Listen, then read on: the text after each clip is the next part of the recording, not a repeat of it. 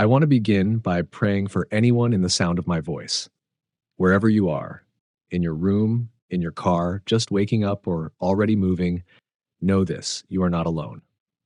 We come together in this moment, connected not by accident, but by divine purpose. And in the name of Jesus, I believe peace can find you right here.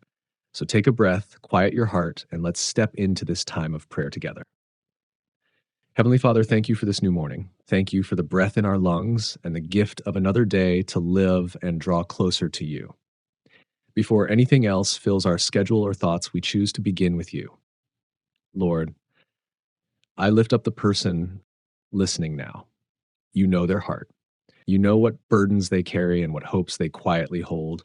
You know what kept them up last night and what they're bracing for today. But above all, you know the plans you have for them, plans to give them a future and a hope. Father, we ask for peace, a peace that doesn't just touch the surface, but reaches deep into the parts of us that feel rushed, overwhelmed, or uncertain. Let your stillness calm the storm inside. Let your presence remind us that we are safe, not because everything is perfect, but because you are near. Help us, Lord, to release the things we cannot control, to surrender the anxieties we've tried to manage on our own. Teach us to breathe deeply, not just air, but trust, to inhale faith and exhale fear, to let go of yesterday's regrets and not run ahead into tomorrow's worries. Today, we ask for wisdom in every step, patience in every conversation, grace for ourselves and others. Remind us to speak with kindness, to pause when we need clarity, and to listen for your quiet guidance in the chaos.